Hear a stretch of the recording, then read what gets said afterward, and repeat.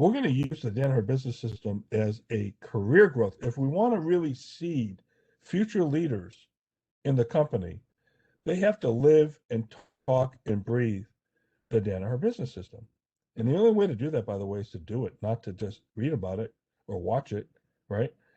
You cannot become a great golfer by watching Tiger Woods. You've got to pick the club up and actually swing the club, right? So that was a mistake that a lot of our companies made, that we didn't put the best talent in there. And it's not to say that people got in there were not talented. They just weren't right for that role. And so we started using the Danaher Business System office and also all these other positions within the organization to be a part of the career path, so that when that person got into a leadership role, they were leading their business with DBS principles, okay, and tools, but principles more important. So that's something that we did make a mistake on, that we need to change. So think about putting future leaders in these roles, not just somebody who can come in and do a few Kaizens. That's not what you want. That's how you culture. Thinking about business strategy, all right? To a point where we didn't have a good way to deploy our strategy, okay?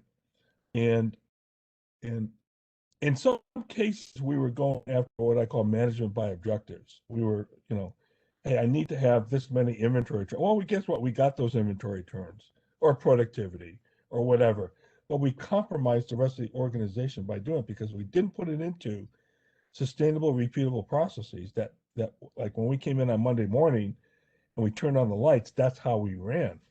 Everything was a big effort. So we started looking at strategy deployment, which, by the way, Danaher called policy deployment. And when I put that process in the early 90s into Danaher, we started at Jake Break. We started seeing that was the real way to drive breakthrough performance, right? And as important as it was to decide on the 3 or 4 key things that we had to do, it was so important to have the discussion what we're not going to do, okay? In a contract that we all signed. We are not working on that this year. Hey, by the way, we'll work on it someday, but not this year. We had to be laser focused on what we wanted to do, okay? So, sorry.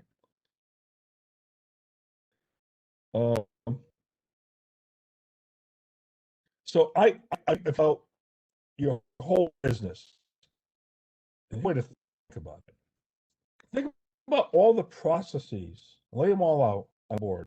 They could be the most minute processes, how you open your mail, to how you develop product, to how you do sales and operations planning, how you do manufacturing, whatever it may be. And then think about all those processes, and there's probably 3 or 4 or 5 maybe key processes that are real game changers for you guys in order for you to grow or to realize whatever strategic initiatives or objectives you're trying to hit, what we call breakthrough objectives, right? And those 4 or 5 key processes are game changers for you. So for example, if I said to you, well, we're going to go do a Kaizen in your mailroom, and we're going to be really good at opening mail and distributing mail. Or if I said to you, hey, we're going to do Kaizens on your new product development process and take your new product development process from 48 months down to 12 months. That's a game changer. The mail's not. Now, does that mean you shouldn't work on the mailroom and try to make? Of course, but the game is, and this is a rough 70%, whatever, of your lean initiatives should be focused on achieving your breakthrough objectives. Okay, and then the rest, 30% or so should be on just daily management. So there's a difference between daily management. Daily management is all the things that you've got to do every day to run the business. When you come in the morning, you turn on the lights and you turn on the machines, you put out the product, you pay the bills, you collect the cash, you develop the product. All that's daily management. but there are a few processes that you said to yourself, I want to break through in these processes, and I want to be able to revolutionize these processes so that they eventually get relegated at the new form into daily management. And now when they come in and turn the lights, I'm developing product in 12 months instead of 48. I've got lead times now of 3 days versus 3 weeks. I've got on-time delivery of almost 100% versus 40%, because it's just baked into the process with strategy deployment, and it's part of our daily routine now. It's daily management, right? That's what I want. I want it to be easy. I want our customers to look at this and say, wow, these guys went through hoops, and you guys are laughing all the way to the bank, because all it is daily management. Okay. So that's the whole idea behind what we try to do with strategy deployment. Okay. And there's more to that I can talk about, but at this point, I'm not going to spend too much time on that. We can always have whole nother session on that some other day. Okay.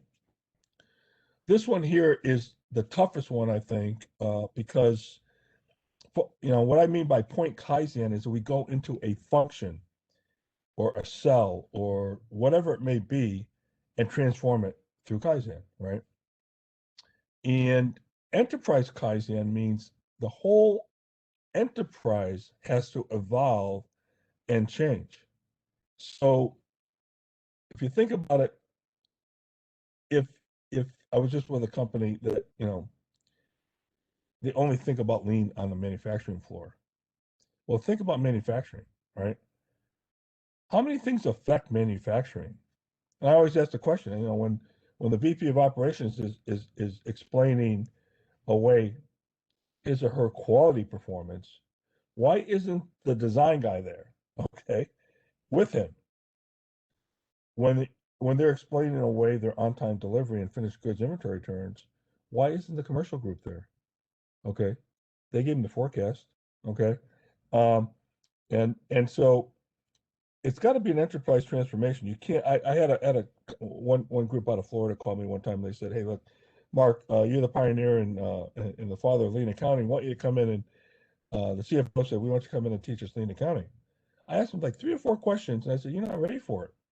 You haven't transformed your company. First of all, you're still using MRP push scheduling.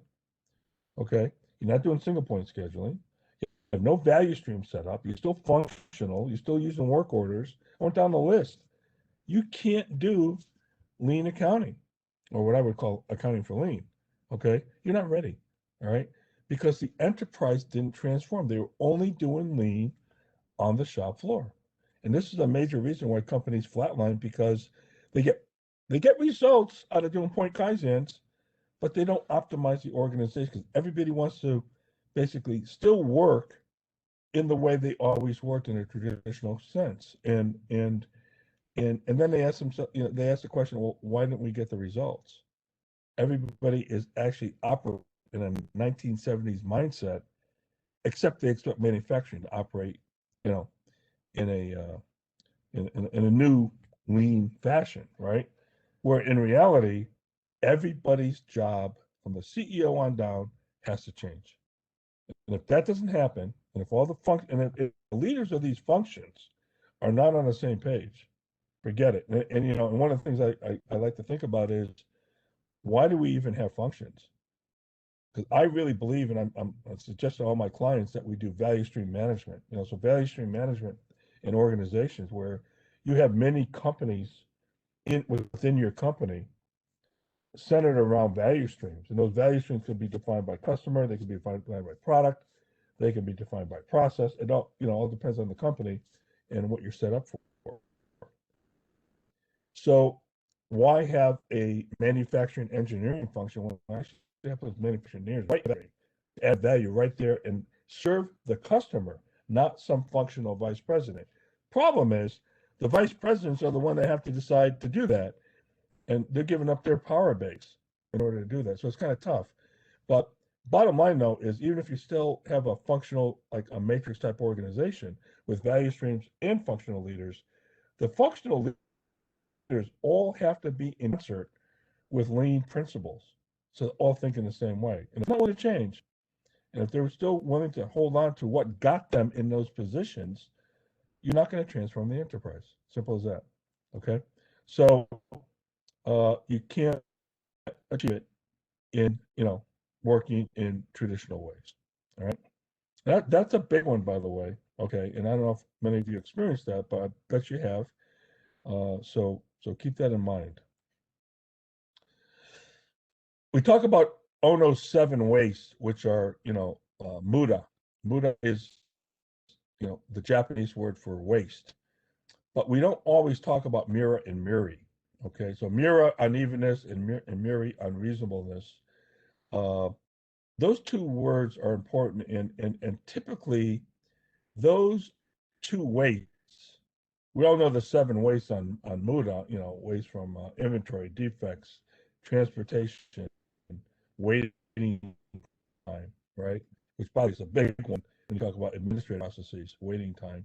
But the 7 wastes that Ono outlined, and then Mira and Muri don't get mentioned all that much, but unevenness and unreasonableness. Okay, so those are usually driven, those 2 wastes are usually driven by policy.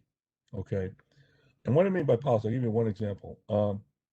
If a traditional functional sales group still operates in that fashion, and they they have sales commissions that they have to hit, and they go to the customer at the end of the quarter or at the end of the month and say to them, hey, I'm going to discount this so you could take all this product, so they get their bonus. Well, let's think about the principles, and everything's got to be based on principles. They just broke the principle just in time because we did not incent the customer to take it when they need it in the quantity that was needed. They took it early because they got a discount. And I'm sure that guy who bought it at that company, the purchasing person, got a favorable purchase price variance and he got his bonus too, right? But that company sat on a bunch of inventory, so that was dysfunctional to them. It was dysfunctional to us as a company because as we're trying to do Hijunko level scheduling and level loading, all of a sudden I had one client, believe it or not, got 30% of their orders in the last 2 days of the month. Okay. And here they're trying to do standard work, level loading, scheduling, Hijunko, the whole thing. And I went back to the CEO and I said, and by the way, all their sales guys got bonuses and all that, got their cruises and they had this thing called the President's Club. I said, your sales function won, your organization lost, because not only did they discount the product to get those sales, they had to uh, they had to put in all kinds of extra costs to try to get the product, which by the way they didn't, but to try to get the product out. Okay, so that's an example of unreasonableness. It's disrespectful, quite frankly. Those kind of policies are just plain, outright disrespectful. Go back to the Toyota principle of respect for people, right? And unevenness, right? It's really hard. Just think about, and again, I go back to your daily life. What if you had to make dinner tonight for your family of 4, and then the next night you've got 20 guests, and then 15, and then 50, and then 5, and then 4. How are you going to react to that? There's so much waste involved when there's unevenness, and that's why the Hijunko level scheduling, which is one of the 3 things on the bottom of the Toyota production system house, is so important to keep everything even, right? Within a time frame, because every business, for the most part, is seasonal. So you have to think about all this this level loading, if you will, in a certain time horizon, right? So the principle, everybody says, well, what tools should we use? I don't go to first. I go to principles. Okay, what do we embed in our leaders? We actually through.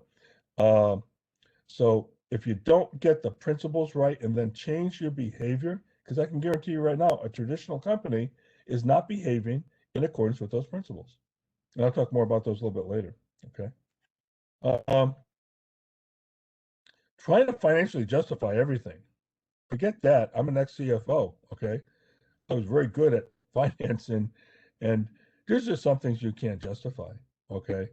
And a CFO will kill your lean transformation if they insist on you justifying every Kaizen, looking for financial results all the time, right? So, the analogy I like to use is again, going back to how we run our daily lives. If you're working out in a gym, I'm standing there with a clipboard and I'm watching you on a treadmill and you're on there for 45 minutes. You got off the treadmill and I said to you, okay, Mary, let's pick on Alan. Alan, you got off that treadmill? I want to know how your cholesterol got better. Well, I don't know. Okay. Well, I want to know how your blood pressure got better. Well, it's really high right now because I just got the treadmill. Well, okay. I want to know how your strength of your heart got better. I want to know this. I want to know that. And Alan couldn't tell me, right? Well, Alan, I'm going to have to conclude that we kill this program. Not ever get on that treadmill again. Okay. That's what happens when the CFO or some financial wonk gets up there and tries to have you justify everything, because not everything can be justified financially. Okay. It doesn't mean it's the wrong thing to do, but in his eyes or her eyes, it is. All right.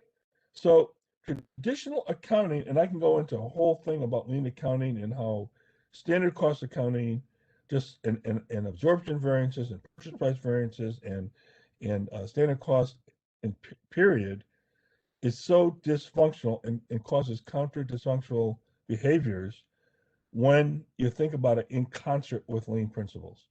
Okay, a whole nother subject for another day, and I'd be happy to talk to any of you about that. But don't try to justify it. Now, does that mean that you shouldn't be thinking about, hey, I should get financial results out of my transformation? Absolutely, right?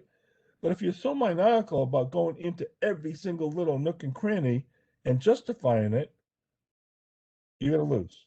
Okay, so don't do that. Okay, run your business the way you run your lives. Okay, would not go out and buy grocery because they're on sale. You would not go out and I'm sorry, I just changed my screen. Hang on. You not go out and run your car around the block tonight 1,000 times to get utilization out of your equipment. You wouldn't do it. Why do we do it in the business? Okay, there's a million examples like that we don't run our lives the way people insist we run business, and a lot of that has to do with the measurement systems and how we're compensated. Because we think getting equipment utilization to get return on investment out of a piece of equipment is a good thing. But if we don't need to run it, why are we running it? Because we're also creating inventory, which is a waste, and we can't sell it, and we have to write that off, right? So the way we measure ourselves, purchase price variance, we killed that when I put lean accounting in at Jake Break at Danaher. We killed that. I'd rather look at a total supplier index that looks at delivery. How well are they able to work with us in our design process? What's their on-time delivery? What's their quality level, right? As opposed to just what's their price. Okay, so that's not what you want to do. All right. Don't make tools the objective. Don't get you have to be really good at okay. But if you think about just how many tools, you're gonna lose. Because it's about principles, it's about key objectives in relation to your key stakeholders, as we talked about earlier, the three primary ones: customers, employees, customers, and shareholders. Um, but I go into all kinds of companies who say they've been doing lean for 10, 15 years. They're not doing any of this stuff. They're breaking JAT, just-in-time principles, which basically suggests that you build it when when it's needed, in the quantity that's needed, in the right time, and all that, in the right quality, right quantity. I look down below and I look at in Judoka, forget it. Very few companies do that, and that's basically the machine detects the defect. Okay. Hijunka, level scheduling, standardized work. By the way, I have a webinar on next Tuesday at 11 o'clock Eastern time. Go on LinkedIn, you'll find the link, or I'll share it with you, Alan, and you guys could spread it out. I'm doing a free webinar on standard work because there's so much misconception about what that is. Okay, and again, I've learned it right from the guys who invented it. So there's no question as far as the original intent of what this is. But it got so convoluted over the years and so misconstrued. So I'm doing a free public webinar next Tuesday at 11 o'clock Eastern time. And then Kaizen. So I look at those three things on the bottom and they're not doing anything. But they have nice yellow lines on the floor. They have big posters up. They have Gemba boards, which they don't know how to use.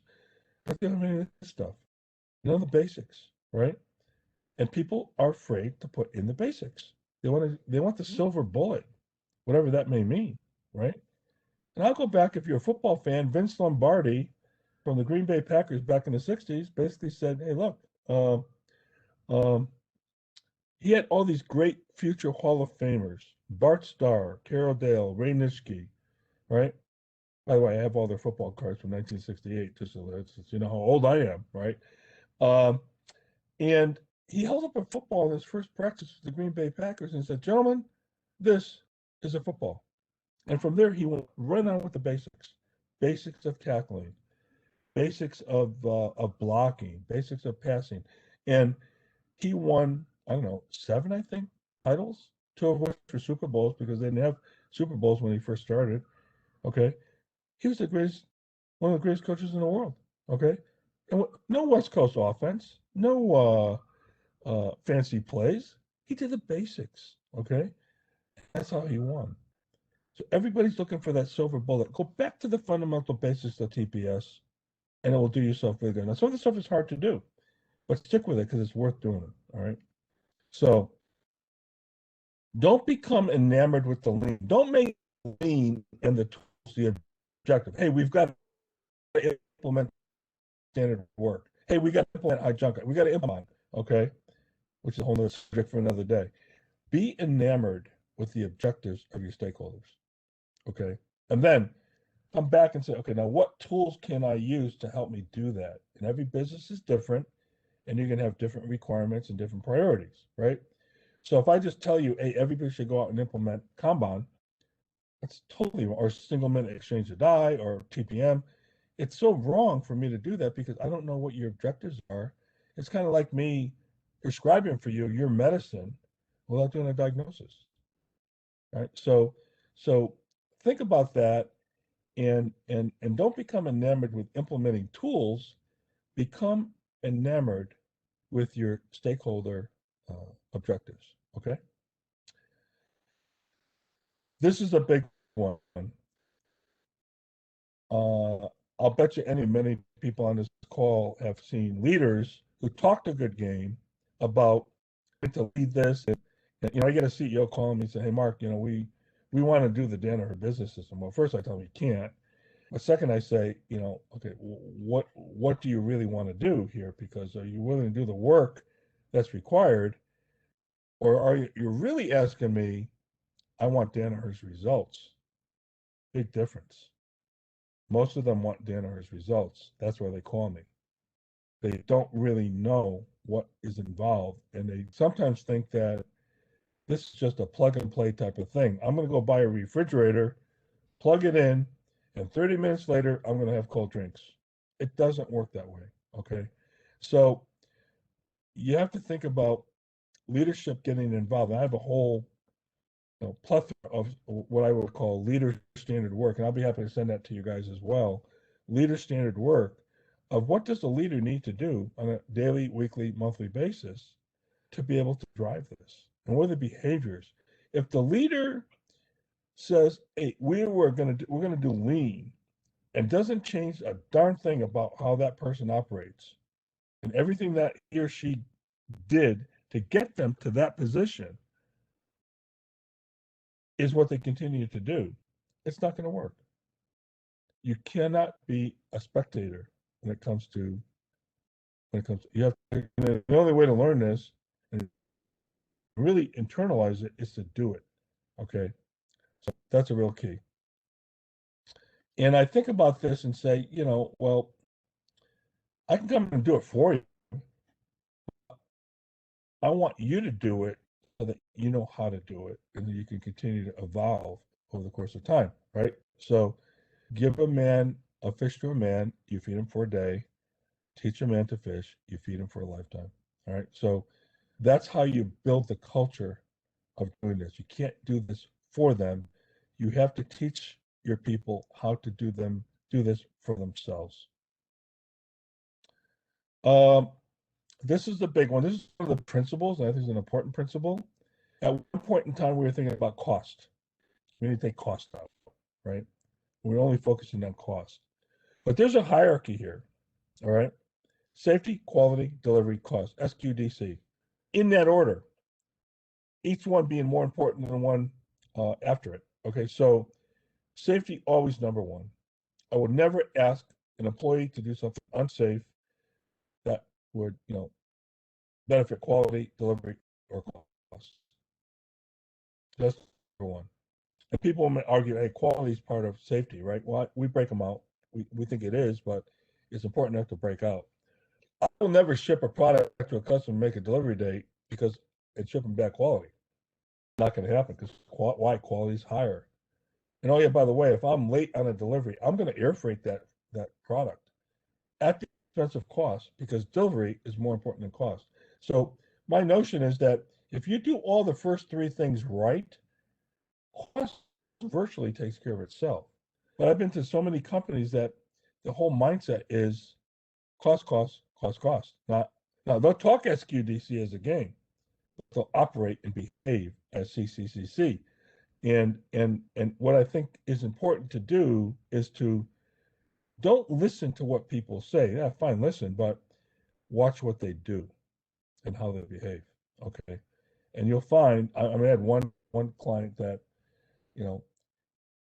feathered out 5 key big safety issues over the year for them to tackle. And so I looked at that and I said, well, what are you guys doing? They said, well, it's a resource game. We don't have the money to be able to handle all these safety issues. I said, well, wait a minute. You've identified 5 really key safety issues? Yeah. And you're planning on doing that over the next 12 months? Yeah. And you're asking your operators to work in something that's hazardous? Oh, yeah, but it's going to cost money. So they weren't talking SQDC, they were talking CCCC. Okay.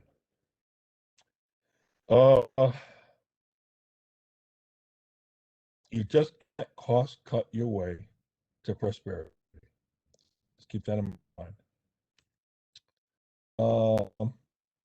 And the last but not least, we didn't treat it as it was optional. It's not optional. We got to a point where we said, look, we're going to allow you freedom to figure out how to do it within your own context of your own business, because every business is different, right?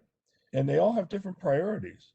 But DBS is not optional. And with breakthrough objectives through strategy deployment, you could not hit those objectives in a traditional way. So in a way, it was kind of like self-regulating. But we didn't allow people to say, "Oh, we're not going to do DBS." No, you had to do it. Okay, and there were a bunch of other non-negotiables that we had. Some at the very detailed level, like we're not going to allow chairs in the cell. We're not going to have that argument 200 times. Okay, we'll explain why we think why the philosophy is not to allow chairs in the cell in a one-piece flow environment. Okay, we're going to mandate that all processes need to be documented. Matter of fact, we get another presentation that talks about processes. And if there's 10 rules of a process that I have, and the first rule is if it's not documented, it's not a process. Don't even go on to the other 9 rules. Now, does that mean on Monday morning everything's got to be documented? No, you got to do it on a priority basis, right? But our notion was you have to document your processes, okay? Otherwise, it's not a process. So my boss, the CEO of Danaher at the time, George Sherman, made a statement, DBS is optional. That's one of our non-negotiables.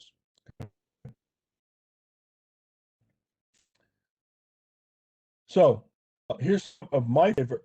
One thing I'll tell you, if you have principles and you have values and all that good stuff that everybody has on their website, if you don't have a process to implement it, all it is a slogan. So for example, if you say to me, we all believe that problems should be solved at the lowest possible level in the organization, but you don't have a problem-solving process, you don't train your people, you don't give them time or resources to solve their problems, it's a slogan. If you tell me that as leadership, our number one priority is to develop our people, well, that's great. Do you have a career development plan? Do you have a career development plan? Do you have a career development process where people are working on their careers and you're allowing them 10 or 15% or 20% of time to get the necessary skill sets for the next role? If you don't have that, it's a slogan, okay? And we like to bake all this into the plan, do, check, act process with the Deming cycle, right? So think about all the things you say you believe in, and then ask yourself, how the heck are you going to do it? And if you don't have a process, it's a slogan. Simple as that. Okay. So that's what we talk about. So parting thought. Right now, your company is engineered perfectly to get the results you've already gotten. Okay. Just think about that.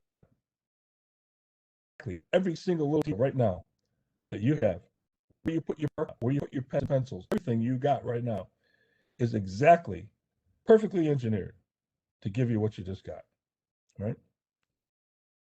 So anyway, I talk a lot about this stuff in my book called Flatlined, Why Lean Transformations Fail, but more importantly, what to do about it.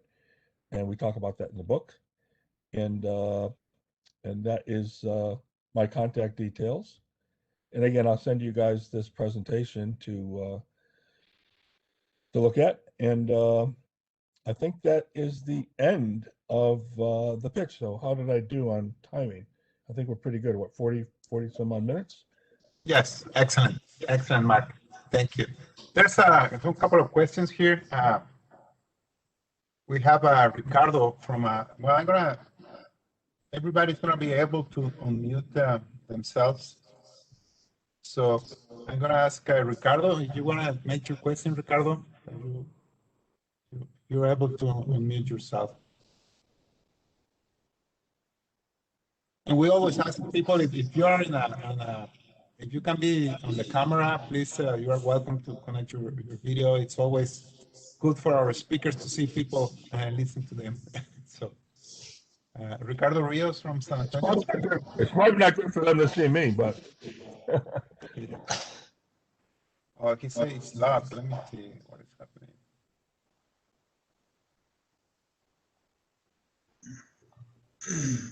Hello. Hi. Pretty much I have a question in regards of the first, what would be a first step for, let's say, enterprise Kaizen. Pretty much my question is, will Hoshinkanri adoption be a start for enterprise Kaizen, or is one part of the of the whole picture? So,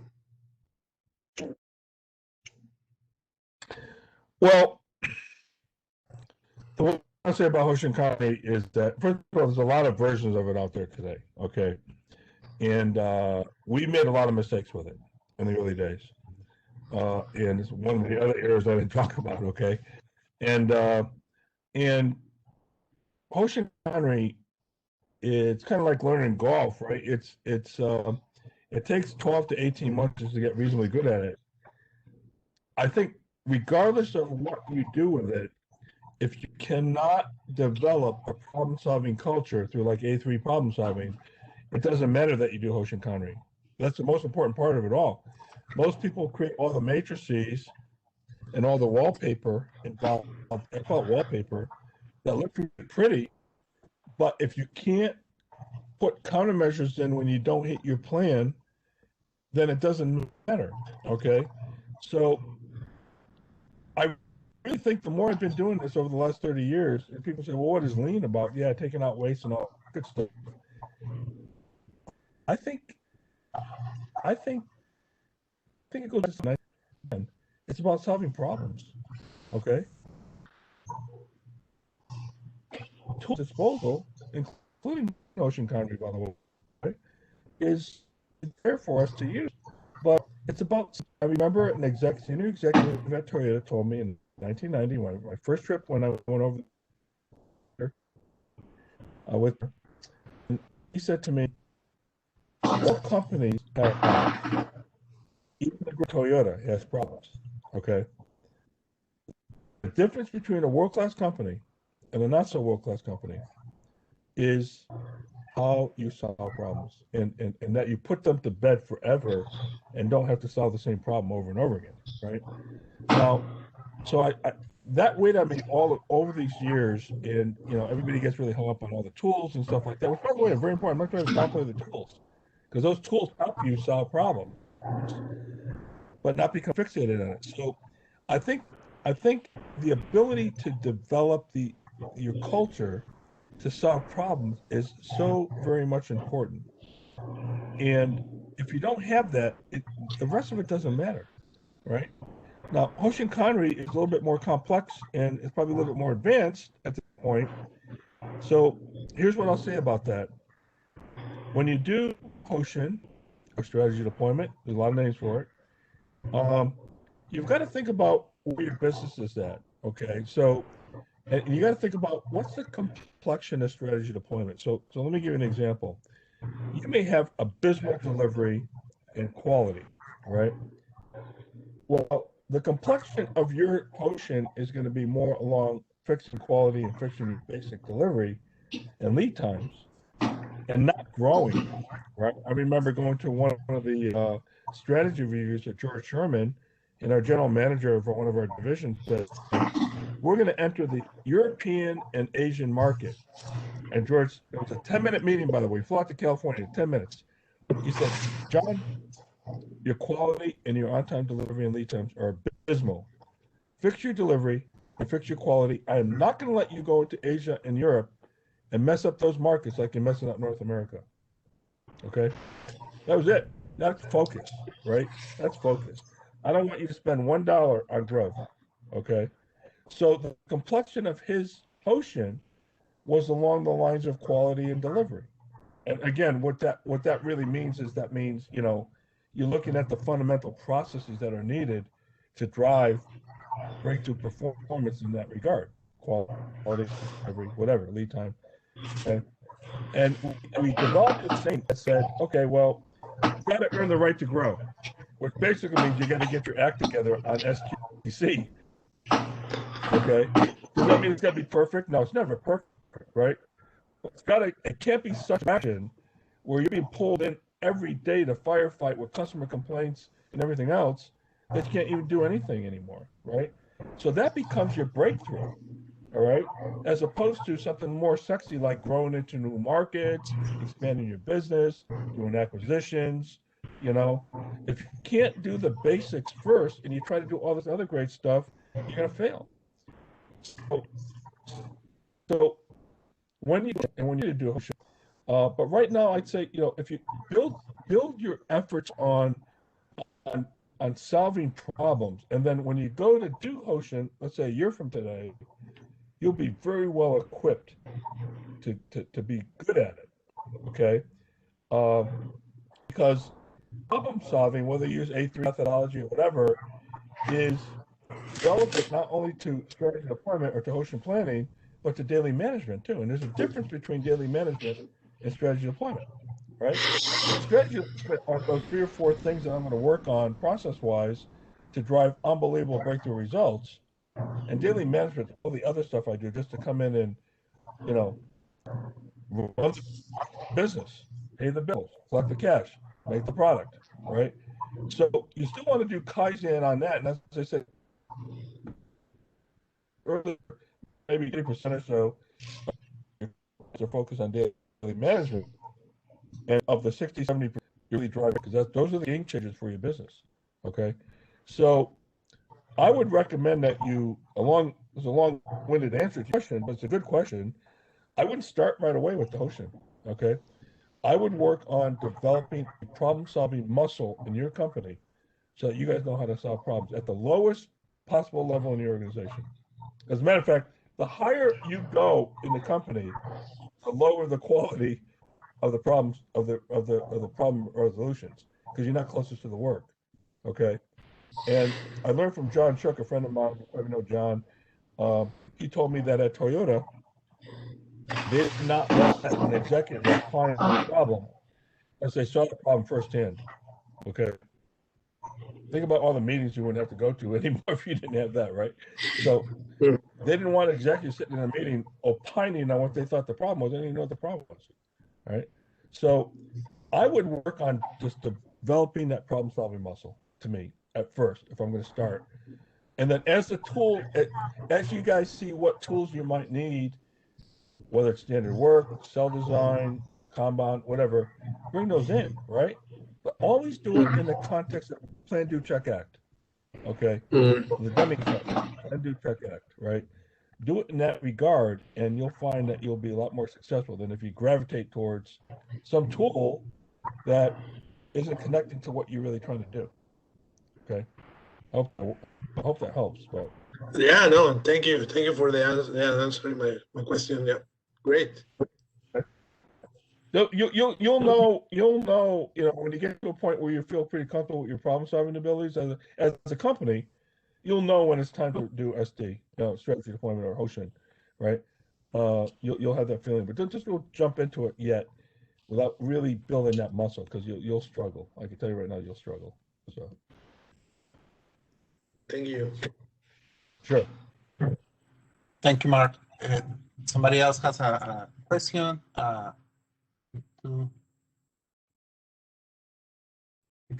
Alan, or I don't know. Can you guys unmute yourself? Yes, Mark, I have a question. So when I'm dealing with the CEO, CFO, and I'm doing a presentation, the first thing and probably the only thing they are really listening is where the money is there and where the saving is, all I'm giving about, SQDC and all the good stuff, how much we are improved. But honestly, even as far as the safety, the bottom line, they're looking how much money they pay out for the incident and truly gauge that one as to be successful or not versus how much near miss they have, or some other factor showing that we are not on the right track in the future. And and if I cannot justify it, then the chance that I'm getting a full support from CEO and CFO is very low. What would be your approach to those people? Because at the end of the day, they are the boss and they're running the business. Well, I think my approach would be to look for another job. Then it become very limited. Well, okay, yeah, I'm being facetious, but this is where leadership has to become educated, right? And they have to learn too, right? And I'm probably preaching to what's your role, by the way? What do you do? I'm a quality manager. Okay, so interestingly enough, you can find quality wide, not just product quality, right? Quality to me, and by the way, when a customer looks at you when you don't deliver, you say, "Oh, I got a delivery problem." The customer says, "No, you're a bad quality supplier." They don't differentiate delivery and product quality. They look at you as a supplier. He stinks. He doesn't deliver. He's got long lead times. That's a quality statement they're making on you.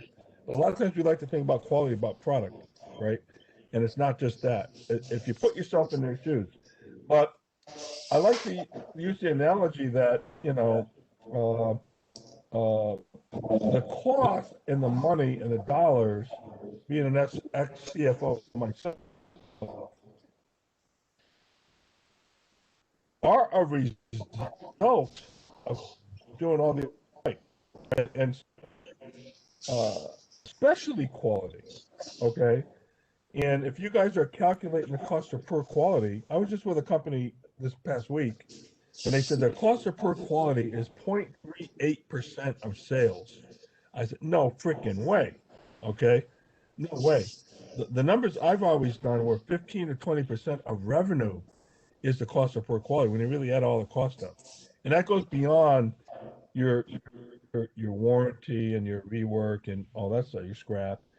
It goes beyond that because there's a lot of hidden costs of poor quality that you don't see. It's all hidden, right? So if you know how to look for that stuff, it's a big number. So you know, $100 million company, you're talking $15-20 million. Bottom line impact. Okay.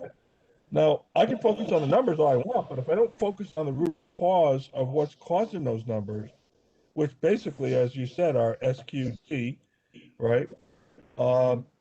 Then I'm not going to get the cost out of it, right? And so it's kind of like analogous to you and I trying to lose weight, and all I focus on are the pounds on my scale, but I don't think about calories, food intake, type of food, exercise. I don't think about any of that stuff. Those are the drivers that give me my weight, good or bad, right?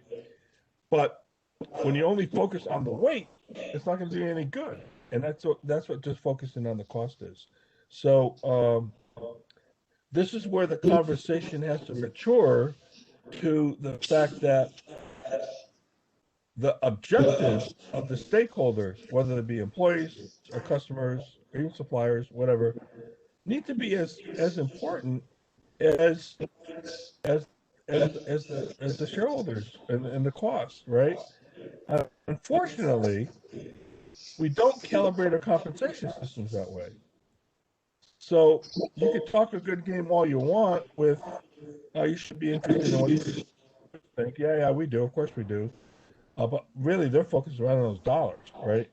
And if their compensation is tied back just to strictly dollars, then quite frankly, good luck. Good luck with that, because that's all they're going to be working about, you know? There's really no answer to that unless they have a epiphany to change, okay? And, you know, you can try to convince them all you want, but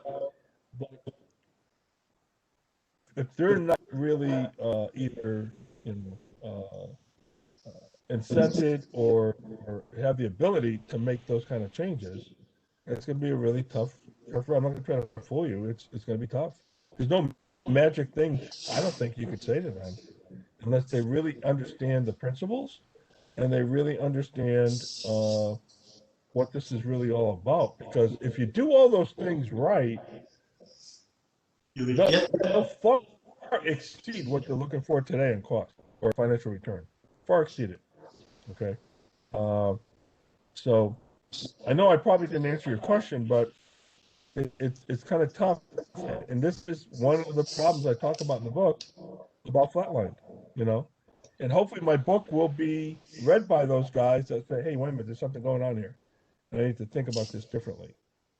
Yeah. But if they're back in 1970s mentality in terms of how they think about things, it's really tough. It is tough. Yeah. And my whole goal is to transfer this culture to them and somehow start the conversation so I can go from them. But you know, sometimes I'm not successful, and I was hoping if there is any other way that I can help them to able to listen, because I can see that when they are listening and when they are not listening, you know, no matter what I'm presenting. So I was wondering if there is any other way I should approach them, but you know, I guess. Well, I think what I would do. So think about, go back to what I said earlier. You know, think about how you live your life, right? And let me give you a real example of what happened with me. Like about over a year ago, I was with a new company, a new CEO, and I went in and met with him and his team. And one of the first I asked them, what are your customers saying about you? Well, what they told him, he's got abysmal lead times. His lead times are 20 weeks, which, by the way, when we value stream mapped it later, it was 28, but he said 20. And 20 weeks of lead time. And well, what's your competition? He says, well, it's 12. I go, all right, well, they suck, but you suck more, is what I said to him. And, he laughed, it's okay. Well, I looked at his factory and I looked at his operation. I said, I think he gets it down to 2 weeks. Okay, it's a machine build type thing. And the VP of Ops said, no, we can't do that. We can maybe get to 8. I said, no, we get to 2. Okay, and we're working on it. But I said to the CEO, I said, if you got down to even 4 weeks of lead time, what would that mean for market share? He said, we'll probably pick up 20-25% market share. Okay, that's okay. So as we were talking, right, about an hour later, the CFO started talking about how we're going to outsource the major components for the product to India. Now, their product was being made, being consumed or sold to companies here in the U.S., right? And they're talking about how they can save all this money going to India, which is further going to elongate their lead times. Okay, so I took a chair. We were all in a big U. Okay, because of COVID, everybody's spread out. I took a chair and I put it right in the middle of the U, and I said to the CEO, "Here's your number one customer sitting in that chair, complaining about your lead times. Please have the conversation with him how it's a good thing for him for you to move his major components for his machine to India. Please have that conversation right now, knowing that he's complaining about your lead times as your number one issue, and you might lose him, by the way. Okay." He looked at me and said, the CEO looked at me and said, "I never thought about that one. We're just looking at the cost." Okay. And then I looked at the CFO and he goes, "Yeah, but Mark, it's so much cheaper over there." I said, "Okay, where on your spreadsheet is the loss of market share at 20%? It turned out to be a $30 million annual gross margin additional if we can pick up 25% market share, right?" I said, "Where in your spreadsheet do you show that as a negative red number that you won't get when you go to India? Because darn well you're going to extend your lead times even further, and you're going to not only lose business, you're not going to pick up that additional market share." Okay, so 30 was probably conservative, 30 million, and the CEO said, I never thought about that way. I said, I don't care if those guys in India work for zero. Okay, nothing. It doesn't make sense. If you live in Houston, you don't grocery shop in Chicago for obvious reasons. Okay, and so why do we do this as a business? It's nuts, because we're not looking at total landed cost. We're not looking at total cost of ownership, right? And we're not looking at the business implications outside the dollars, which, by the way, translate back into dollars. Okay, so that's the kind of discussion you have to have with these guys, right? And have the ability to be able to have that conversation, and I convinced them not to do that, but all along the traditional thinking, everybody says, yeah, we're going to do lean and we're going to change the way we do things, but we're not changing the way we think. Okay, and that's the problem. Okay, let's go to Asia because it's cheaper. Really? Is it really cheap? I've never seen it be cheaper. If by the way, my customer was here. I've done the math many times. I know how to do the math. Many CFOs don't, and it's not cheaper. Okay, and there are bigger problems and bigger business implications than that. So I think you got to learn just to have that discussion in that regard, no matter what it is, and that's how you kind of put it out there and have that debate. So that's true. Thank you. That's true. Thank you, Mark. Great comments. And I want to invite everybody to unmute yourselves and join me for a great applause for Mark. Please unmute yourself. Everybody unmute.